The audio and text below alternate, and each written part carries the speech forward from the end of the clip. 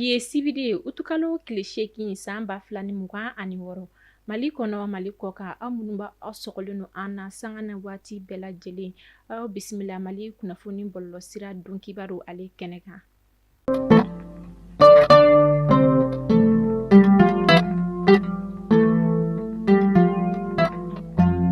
Kunnafoni daminɛ la bi ladala ko la an ka jamana marabaaw bɛ fara ɲɔgɔn kan ka conseil des ministres min kɛ ale kɛra kunun juma utukalo tile 7 san 2026 a jirala k'a fɔ fɛn min kɔni ye gouvernement ka plan d'action ye 2026 ka taa se 2028 ma n'o ye san 2026 ka taa se san 2028 delili min n'o kɔni bɛ kɛ ni o ye geribuya ye fo bɛna siri o la walasa denmisɛnnin olu bɛ se ka lakana cogoya min na ka bɔ nin waleya jugu ninnu ma. O kɔfɛ fɛn min kɔni ye BD Gold Mali ressources sarili ye yamaruya dira ale fɛnɛ ma yaasa ka dugu jukɔrɔ nafolo olu bɔ san 12 kɔnɔna la kɛrɛnkɛrɛnnenya la Keɲeba ka olu fɛ yen nɔ Keɲeba dugu min bɛ yen nɔ ko Minankoto ni ale bɛ Kayi mara la a jirala ni société kofɔlen in na ni o ye BD Gold Mali ressources sarili u bɛ se ka dugu jukɔrɔ nafolo o bɔ Minankoto ka olu fɛ yen nɔ san 12 kɔnɔna la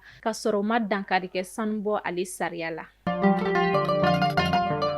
Denmisɛn dɔ fagara ka sababuya kɛ mugujugu foronta ye Gawo ka olu fɛ yen nɔ alamisa don utukalo tile 6 san 2026 a yɛrɛ ye mugujugu foronta min tɔmɔ nata siti masurumaya la réfugiés ni déplacés bisimila yɔrɔ kɛrɛfɛ a jirala k'a fɔ fɛn min kɔni ye mugujugu foronta ye a tɔmɔnen kɔ denmisɛn in fɛ a kɔni furuna n'o kɛra sababu ye fɛn min ye denmisɛnnin kofɔlen ye k'ale kɔni joginda in o kɔni ma kun a la o kɛra sababu ye denmisɛnnin ale kɔni bɔnɛna a nin na alamisa don utukalo tile 6 san 2026 o don bɛɛ denmisɛnnin kofɔlen ale kɔni ka janajaw kɛra Gawo ka olu fɛ yen nɔ o hukumu kɔnɔna la a ɲininen don bɛɛ lajɛlen fɛ mɔgɔ ma bɔ mɔgɔ la cɛ fara muso kan denmisɛn fara maakɔrɔba kan n'i ye siganafɛn ye i tɛ min suguya dɔn i kana maga la i ka wele bila teliyala lakana tigilama olu ma yaasa waleya min kɛra o ɲɔgɔn siyɔrɔ kana kɛ.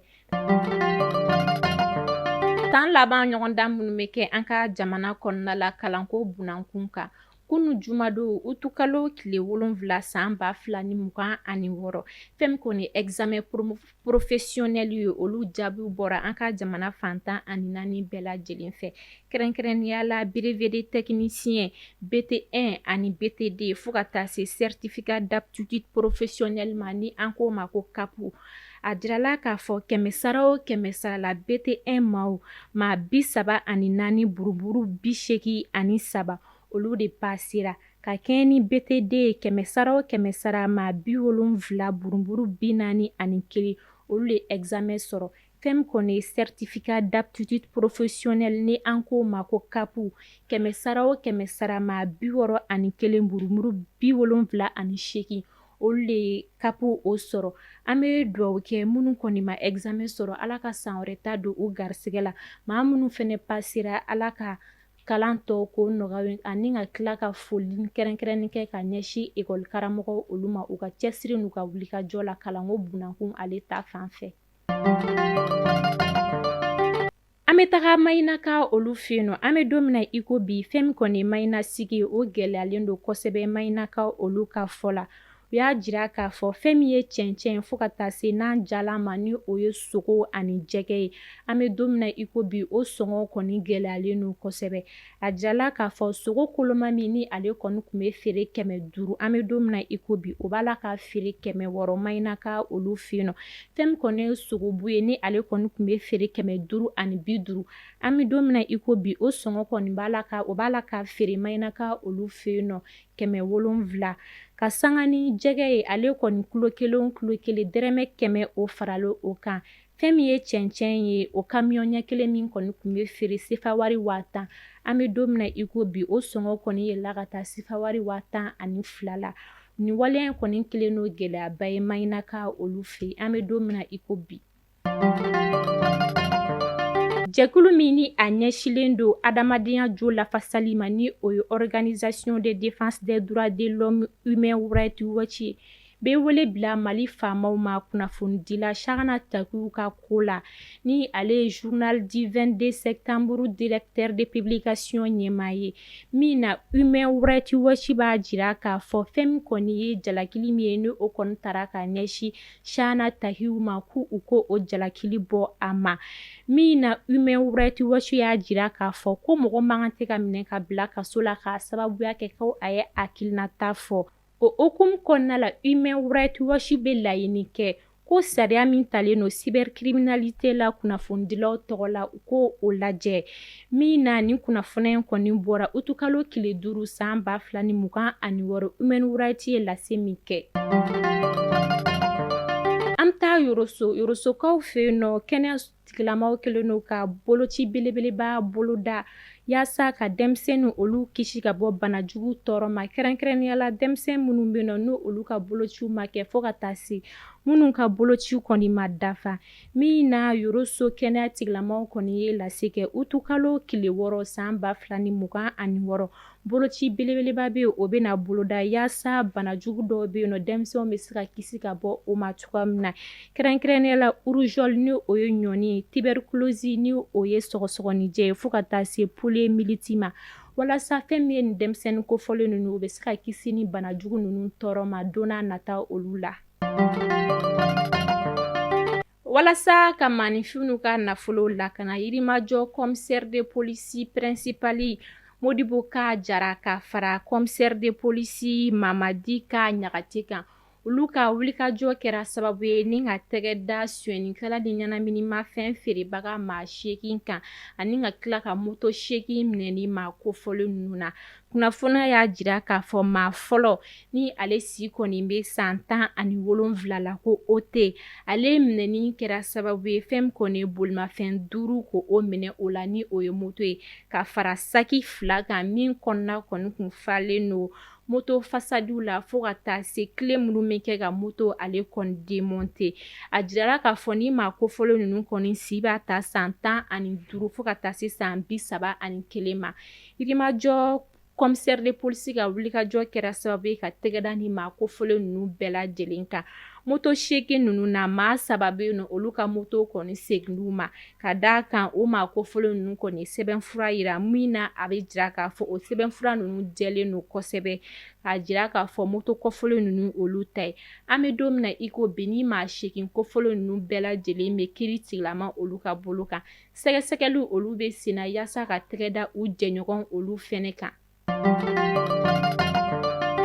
Ka olu fɛ yen nɔ ka ye ɲɛnaminimafɛnw kɛlɛli bolofara min bɛ yen nɔ ni a ɲɛmaa dangaya bɛ Abdul Aziz Danbele bolo ka wulikajɔ kɛra sababu ye ni ka tɛgɛda maa dɔ olu kan utukalo tile 4 san 2026 Porokoto min na u ye tɛgɛda maa dɔ kan min si bɛ san 28 na a ka butiki kɔnɔna la n'o kɛra sababu ye ka tramadɔli 4590 furakisɛ minɛ u la ka fara kushi ale 225 kan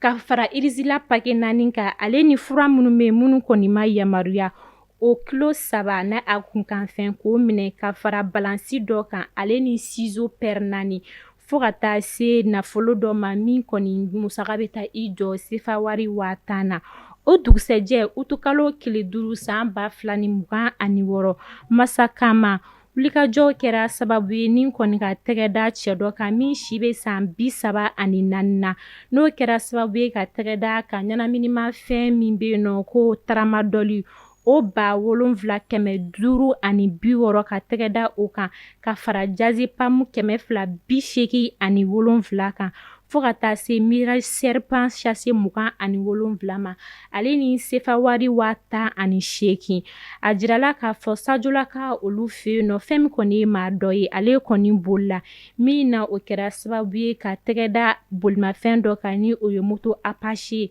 ka fara kushi ale kan o sachet 686 fo ka taa se furakisɛ ale den 50 ma ale ni mirage serpent o sachet 4 kan ka fara ɲɛnaminimafɛn min bɛ yen nɔ ale tɔgɔ ko Burkim Irifu o pake 1 ale ni sefa wari 20,000 kunnafoniya olu y'a jira k'a fɔ utukalo tile 7 san 2026 Sadulaka olu fɛ yen nɔ Sadula cercle la dugu min nɔ ko Jankuntɛ o kɛra sababu ye ni ka tɛgɛda siganama dɔ kan min si bɛ san 24 na min ka ɲanaminimafɛn ni o ye tramadɔli den 142 k'o minɛ ka fara kusi ale sase 59 ma fo ka taa se sefawari 22 ma an bɛ don min na i ko sisan nɔ maa ninnu olu kɔni bɛɛ lajɛlen bɛ kiiri tigilama olu ka bolo kan OCS b'a la ka fɛɛrɛ bɛɛ lajɛlen tigɛ yaasa ka tɛgɛda ɲanaminimafɛnw feerebaga na a minbagaw bɛɛ lajɛlen kan ni ka se ka kɛ sababu ye ka ɲanaminimafɛnw ko o kɔlɔlɔ dɔgɔya ka bɔ an ka jamana fan 14 bɛɛ lajɛlen fɛ. Fɔ ko tare k'a sababuya kɛ aw ye fɛn min laɲini tunga lafiya fɛ a ye o waleyaw ye tunga lafiya ale ka programme kura ni o ye logement sociaux ye i sigilen bɛ Mali kɔnɔ walima i sigilen bɛ jamana ale kɔ kan i sen bɛ se ka ye tunga lafiya ka nin logement sociaux ye ale la i dan ye dɔrɔn i ka kɛ sarata baara la tunga lafiya ka nin logement sociaux ye a bɛna kɛ Banankɔrɔni Kabala ale ni Jalakɔrɔbugu n'i b'a fɛ i sen ka ye a la numéro de téléphone ta i ka message bila WhatsApp kan i tɔgɔ ni jamu ka o bila n'i ka dossier tɛmɛna dɔrɔn tunga lafiya b'i ka so jɔ k'a ban pewu k'a clé d'i ma i bɛ tunga lafiya ka wari sara ye dɔɔni dɔɔni ni madame Sisoko Zenab Tesaga Sanogo tɛ jɔn de bɛ se ka nin kɛ aw ye tunga lafiya ale nana maliyɛndenw lafiyali ni tungarankew olu lafiyali kama soko la maliyɛn kelen so kelen ba Maliba ale kɔnɔna la. An bɛ don kɔkan kibaruya kɔnɔna la kɛrɛnkɛrɛnnenya la Côte d'Ivoire ka olu fɛ yen nɔ Côte d'Ivoire jamanakuntigi Alassane Dramane Ouattara ye yamaruya di kasoladen minnu bɛ yen nɔ n'u olu ka kiiri ma gɛlɛn ko ka o kasoladen maa 4,661 bila walasa u bɛ se ka seconde chance sɔrɔ cogoya min na u ka diɲɛnatigɛ la nin waleya in kɔni kɛra nisɔndiyaba ye Côte d'Ivoire ka olu fɛ yen nɔ an bɛ don min na i ko bi. Ka kunnafoniya datugu ni Senegal kibaruya olu ye Senegal tiktoker maa 3 minɛna ka bila kaso la ka d'a kan u bɛ ka lagosi ni nɛni kɔni ta k'o ɲɛsin u ka jamanakuntigi ma min na fɛn min kɔni ye nin maa kofɔlen 3 ninnu ye olu kɔni donna kaso la Mandumpi Diop ale bɛ na kalo 3 kɛ kaso la fɛn min ye Makie Diaw ale ni Mustafa Diaye olu bɛ na kalo 2 kaso kɛ ani ka sefawari amandi 100,000 o sara u kelen kelenna bɛɛ lajɛlen Senegal ka olu fɛ yen. Mali kunnafoni bɔlɔlɔ sira lajɛbaw ni de bɛ dansigi an ka bi sibiri ale kibaruyaw la aw k'an bɛɛ tɛnɛndo kunnafoniya kura olu kɛnɛ kan.